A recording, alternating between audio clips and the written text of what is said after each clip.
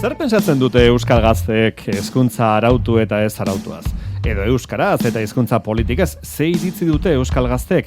Eta zein ote da euskal gazteek ongizate materialaz duten iritzia, Maider? Kontu potoloak dira eta urtebete luze bateko lanketaren ondoren gaztea gora egitasmoaren ondorioak aurkeztu behar ditu Eusko Ikaskuntzak. Mugaz gaindiko proiektu honetan parte hartu dute Eusko Ikaskuntzaren ordezkari gisa hainbat gaztek eta baita Nafarroako eta Euskadiko Gaztediaren kontseiluek ere. Maialen Olabe, Euskadiko Gaztediaren kontseiluko presidentea da. Maialen, kaixo, egunon ongi etorri Euskairatira zer moduz? Kaixo, egunon. Iruñean, Donostian eta Baionan egindako Gazte Agora foroetatik ateratako emaitzak bildu dituzue, orain txosten mardul batean. Nolako lanketa izan da orain artekoa, Maialen? Konteko zu? Bueno, egia esan da, Eusko Ikaskuntzatik jaso genuen deialdia ja 2019an, eta hor, asmoa zen elkarrekin lan egitea Nafarroa, Euskadi eta iparraldeko gazteon artean, ez? Eta, hor aukera izan genuen elkartzeko eta topaketa ezberdinak burutzeko. Egia da, hor erditik pandemia ramatu gaituela, lehenengo topaketa Donostian egin genuelako EAEko gaztei begira, bigarrena egin genuen Iruñan, baina ja Baionakoa online bidez egin behar izan genuen, egoera zela eta. Eta orduan hortik izan dira, hor mai ezberdinak sortu genituen, hor zuek aipatu dituzue batzuk, ongizate materiala, hizkuntza politika ere, eta gobernantza, eta horren gaineko lanketak egin ditugu, eta lurraldeka, komunean izandako adostasunak edo jaso izan ditugu. Alde batetik txostenean jasotzen dira, bai lurralde bakoitzean lortutako adostasunak, eta gero aldi berean hiru lurralden arteko adostasunak ere. Hori izan da pixka bat foroaren planteamendua, ez da adostasun horietan azpimarra egitea eta batzen zaituzten hori nabarmentzea.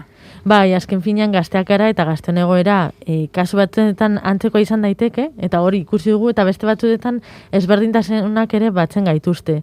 Eta hori oso esango nuke aberasgarriena izan dela, ez? Azken finean, inkluso autonomia erkidegoan bertan ezberdintasunak ditugu gazteon artean, eta oso espazio aberasgarria izan da, bai. Jarri ditzagun adibide batzuk, adibidez, txostena aurkezteko eman zenuten prensaurrekoan, zuk aipatu zenuen, Euroeskualdeko gazteek zailtasun handia dituztela bizi proiektuak garatzeko eta kalitatezko enplegua lortzeko, eta kalitatezko enplegua lortzea ezinbestekoa da, etxe bizitza duin baterako sarbidea izateko, ezta? Hori ez da, arazo komuna, Ipar Euskal Herrian, Autonomia Erkidegoan, Nafarroan, gazte guztien artean? Bai, ongizate materialean hori identifikatu dugu bizitza proiektu bat garatzeko ditugun arazoak, ez? Eta hor sartzen da etxe bizitzarako edo etxe bizitzarako sarrera duin bat izateko aukera, eta bestetik kalitatezko enpleguak. Ezken finean horiek biak eskutik helduta doaz bizitza proiektu hori garatzeko, eta hori bai identifikatu dugula arazo bezala. Gero baita ere, eta horrekin lotuta, zein ezberdintasun ditugun lurralden arabera, ezta? Eta hor egiten dugun proposamena honen aurrean, azken finean da sortzea espazio bat, non elkartu gaitezken hiru lurraldetako gazteak, edo mugaz gaindiko elkargune bat sortzea, sozioekonomiari buruz hitz egiteko, azken finean identifikatu ditugulako oso arazo berdinak, naiz eta maila edo egoera ezberdinetan, baina arazoa berdina da, zailtasunak ditugula bizitza proiekturako. Kontuan izan behar dugu, gainera hau, jaso genuela pandemia aurretik, eta egoera komplikatu egin dela pandemia etorri denetik, ez da? Lau alorra aipatu dituzu, ongizate materiala litzateke lehendabizikoa, eta aipatu duzu, pixka bat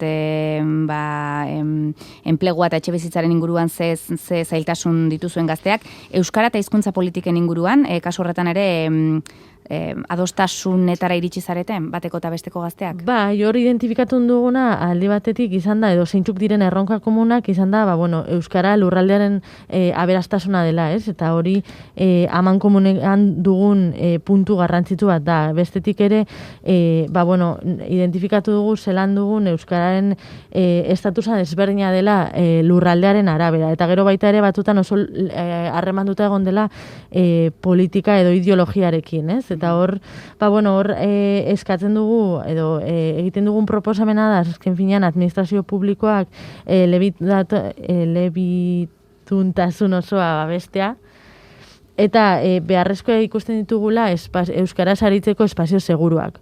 Hori bai identifikatu ditugula hiru lurralden artean, eta horiek izan dira egiten ditugun proposamenak.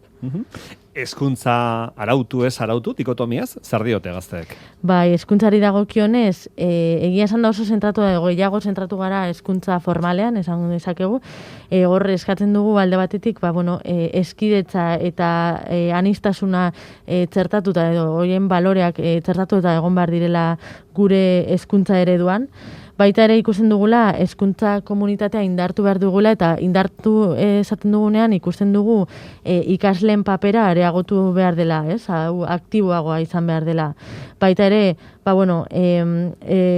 hor eta lotzen dugu euskara eta hizkuntza politikarekin bat, euskararen presentzia handitu behar dugula hezkuntza arloan eta horre egiten dugun, honen aurrean egiten dugun proposamena da alde batetik 3 lurralden arteko akordioak komuneak eraikitzea. Eta baita ere, eztabaidarako espazioak, eztabaida eta akordioetarako espazioak sortzea, non elkartu gaitezkeen bai komunitatean bertan daudenak, bai ikasleak eta baita ere gizarteko pertsonak, parte hartu eta proposamenak landu eta hausnartu eta horrekin batera gehitzen dugu bereziki hezkuntza aktoren arteko topaketak bilakatzea, bertan ere esperientziak konpartitzeko eta euren arteko hausnarketak burutzeko. Bai, aipatu duzunean, ikasleak paper aktiboagoa izan beharko lukela, zer daukazue buruan? Ze mailatan izan beharko luke aktiboago ikasleak? Ez dakit ze erabaki hartu beharko lituzke edo? Azken finean, hezkuntza esparruan hainbat elkarte daude, edo ikasle sindikatu edo elkarte daude, eta badute zer esana, lan egiten dute proposamenak dituzte, eta orduan, uste dugu entzun behar zaiela eta parte handiago bat erabakietan parte izan behar direla.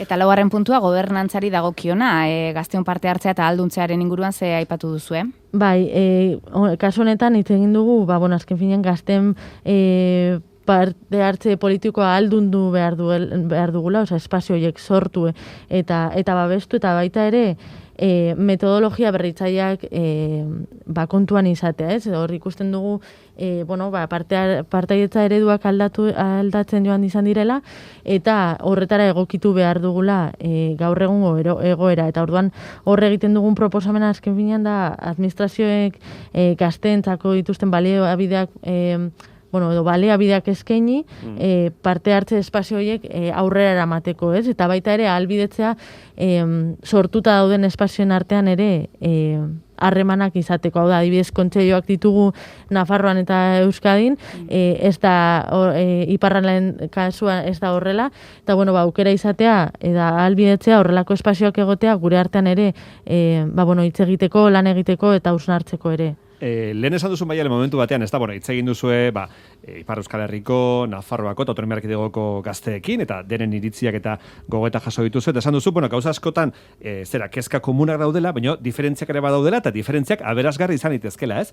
Buratzen zaizu modu grafikoan diferentzia bat nabarmena egiten dena, adibidez iparraldeko eta hegoaldeko gazten artean, alor hauetakoaren batean, horrela oso modu grafikoan, Justo holan modu grafikoan ez dakit, adibidez, eta ikusi dezakegu ere gure autonomia erkidegoan, adibidez, ez dela berdina Bizkaian dugun egoera edo Araban adibidez herri txikien kasua mahai gainean jarrita. Horrelako ezberdintasunak topatu ditugu ere, hori da orain bururatzen zaidana, ez dakit ustut gehiago zentratu garela berdintasunetan eta egoera berdinetan, bai.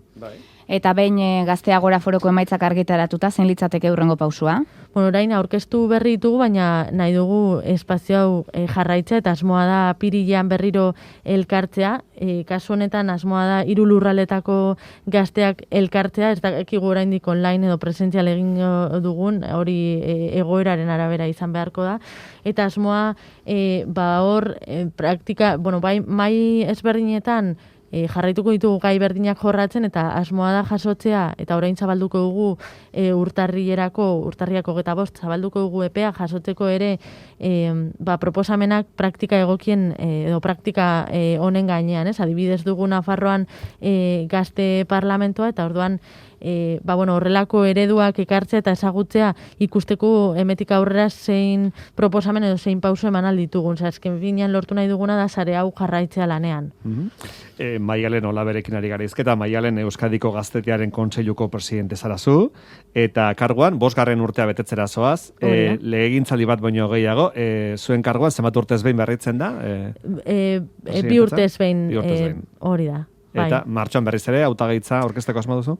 Nire asmoa hori bada, egia esan da, hasieran kokatzeko urteak izan ziren, gainera bator egoera nahiko komplikatuan, ikustutun honetan lan oso politari garela kontseiluan egiten, oso talde ona daukat nirekin batera, eta gustatuko litzaidake haiekin jarraitzea eta proiektu politak garatzen jarraitzea. Orduan, ikusten dut nire burua oso gogotsu jarraitzeko. Baldago, mugarik zenbat urte egin ditzakezu, kargu horretan? Berez muga bakarra esan dezakegu dela urteak, adina. Kontseiluan gaztetasuna sartzen dugulako 16 eta 30 adintarte horretan, eta hori da muga 30. Baina, nire asmoa da, hau azkenengo tiroia izatea, nik uste dut 2 urte nahiko direla azkenengo gauzak egiteko, eta gero ja erreleboa ere emateko unea izango da. 29 erretiratzea. Hori da. Maialen, askotan egokituko zitzaizun esplikatzea zer den kontseilua, eta segurazki, askotan igual zure adineko jendeari edo gaztei, esplikatu beharko zenien, ez da zer den kontseilua? Egia esan da nire inguruan, nire lagunak ja ikasi dute, ostean ikasi dute, baina egia da, igual elkarte gintzan aritzen garen gazteok gehiago zagutzen dugula, eta igual elkarte gintzatik dauden gazteok ez dutela inbeste, edo ez ezaguna egiten zaiela, ez? Eta nola esplikatzen diezu, zure adinkidea edo gaztea guai? Esaten dugu gure lana dela zubilana egitea. Jasotzen ditugula gazteon iritziak, hor aukera ematen dugula bai elkartentan dauden gazteak, baina gai baten gaineko interesa duten gazteak gaztei aukera ematen diegula, eta hor jasotzen ditugula guk ditugun beharrak eta proposamenak hor egiten dugula lan, eta horren ostean eramaten ditugu administrazioetara gure egoera hobetzeko, gure eskubideak defendatzeko. Hori da EGKak duen helburu nagusia. Zenbat elkarte zaudete une honetan kontseiluan? 61 elkarte daude. Bai. Eta beti dira berdinak edo berriak sortzen dira eta sartzen dira eta beste batzuk desagertuta badoaz?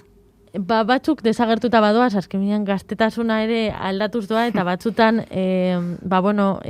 erreleboa egin behar dugu edo erreleboa bukatzen da, depende garaia, baina elkarte berriak sartu dira asko astealdi mundukoak bereziki, baina jarraitu dute elkarte berriak sartzen, orduan beti gaude gora eta bera. Bai, adibidez, digarri egin zaigu ikusi dugu, kontseiluan parte hartzen duten taldeen artean, Arabako gazteen Gurutze Gorria taldea esate baterako. Bai, Gurutze Gorria 3 lurraldetan dago eta parte hartzen dute 3 lurraldetakoak. Baina alako elkarteek ere badute orduan gazteen atal bat. Bai, hori da. Ikusi alitugu oso ereduz berdinak. Ikusi alitugu astialdi mundukoak, dira voluntariotza arlokoak ere, Gurutze Gorrikoak, ikusi alitugu alderdi politikoetako gazteak ere badaudela, Elizako gazteak, oso anitza da zentzu horretan. Zein da presidentaren lana? Pizka bitartekari lan egitea eta pake egitea gazten artean, edo ez da istilurik egoten, ez da eztabaida handirik egoten? Bai, egoten da. Anistasunak ere batzutan ekartzen digu ezberdintasun egote eta eztabaidak, baina normalean eztabaida politak eta adostasunetara heltzen gara. Hor nire lana izaten da, bai alde batetik talde teknikoa koordinatzea, iraunkorkidekin batera egiten dut, iraunkorkideak dira gure elkarteak aukeratzen dituzten 5-9 pertsona, hurrengo urte horietan kontseilua gidatzeko. Eta hori da nire lana, haiekin batera, proiektu eta helburuak zehaztea beti ere gure elkarteak babestuta noski. Eta jende istua izaten duzu? Bai, oso egia da. Esan bezala anistasuna dugula iraunkorrean ere, askotan eztabaidak egoten direla, baina niretzako hori da berazgarriena, asko ikasi dut, egia esan da, prozesu honetan eta ikasten jarraitzea espero dut. Baina gaur adibidez zenbat bilera dituzu? Gaur esango nuke arratsaldean 2 ditut, eta hurrengoan beste 2, horrela egunero goizetik arratsaldera ematen dut bileretan eta proiektuak kudeatzen. Gazte taldeak alde batetik, gero kontseilua, eta gero agintarek edo politikariak norengandik hurbilago, Maialen? Bueno, esango neke administrazioekin hobetu dugula harremana, une honetan gazteria zuzendaritzarekin oso harreman estua dugula eta horrek lagundu digula, baina bueno, egia da, azken finean gure papera pixkat kritikoa izatea dela, eta batzutan, bueno, hori ez dela erraza, ez? Baina nik uste dut beti ere propositiboak izan da, azken aldian lan egin dugu gustora eta espero dut erritmo berdinean jarraitzea. Bizkaiko gaztetxoen koordinakundetik heldu zinen zu, Gaztediaren kontseilura, 30 urte betetzen dituzunerako eta orain duzun kargua uzten duzunerako beste zerbait pentsatu beharko duzu? Bai, bueno, nik uste dut hemen asko ikasi duela, nik zientzia politikoak ikasita, aukera ezberdinak ditut, ez dakit oraindik zehazki zer egingo dudan, eta ikusiko dut datorrenean aukera, baina ez dut beldur handirik ikusiko dugu gero. Igual amaituko duzu Atletikeko presidentzian, Maialen. Hori seguro ez. Seguro ez ez? Ez, bestela infartoen bat jasoko nuen, seguro. Oso Atletik zale omentzara, ez da? Oso, bai.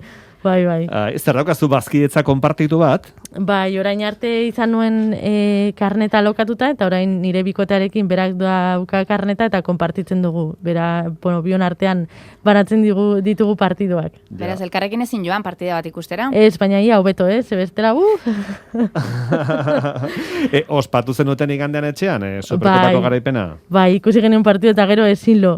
Ezin lo hartu, ez? Ezin sinistu hasieran. Ezin sinistu. Azkenengo minutura arte, nervioak gora arte. Oso urduri, baina oso posik egia esan da. Eta astelenean balkoitik ospatu zenuten?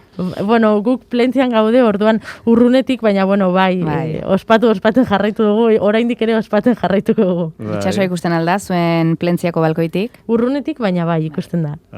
Garai batean, igerian ere ibiltzen zeinen, ez da? Bai, baina orain ja kirola beste kirol mota egiten hasi naiz. Bere garaian iger egiten nuen, baina orain ja gimnasio normalera noa. Denborak direla eta errezena delako. Bueno, eta musikan zergatik aukeratu diguzu Zetaken doinu hau, Maialen, zergatik aukeratu diguzu? Bueno, nik asko gustoko dut eta oso abesti berezia delako niretzako. Bai. Kulturek italdiak imaginatzen dut faltan botatzen dituzula, ez da? Asko. Eta kulturek italdia baino gehiago igual parranda? Bueno, baita, egia da, baina ja onartuta edo gutxienez ikusi dut luzerako doala, así que itxaron beharko. Nola ari zara egokitzen, normaltasun berrira, ez dakit, pandemia garaian nola ondo daramazu, edo nekatuta pixka bat, edo? Pixkat nekatuta, baina, bagoaz aurrera ezin gara kejatu. Bai. Bueno, esan duzu zientzia politikoa ikasi zenituela, orain kontseiluan zabiltza, eta gero zer? Etorkizunean zer? Atletikeko presidentzia esan diguzu ez? Hori seguro ez, presidentziak albo batera utziko ditut. Espero ez dakit ikusi beharko dut. Egoera ere ikusi beharko dugu, eta pazientzia, hori da. Horrela hartuko dut. Bueno, Maialen Olabe, Euskadiko Gaztediaren Kontseiluko presidente, eskerrik asko, gure gana etortzeagatik. Eskerrik asko zuoi. Zerbait eskatu nahi duzu, zerbait esan, zerbait komentatu bukatzeko Maialen, horbaiti zerbait eskatu, aprobetxatu nahi duzu mikrofono administrazioari zerbait eskatzeko, jaurlaritzari zerbait esateko. Bueno, bakarrik jarraitu esatela gazteria entzuten, asko dugulako esateko eta pres gaudela lan egiten jarraitzeko. Eskerrik asko Maialen. Zuoi. Aio.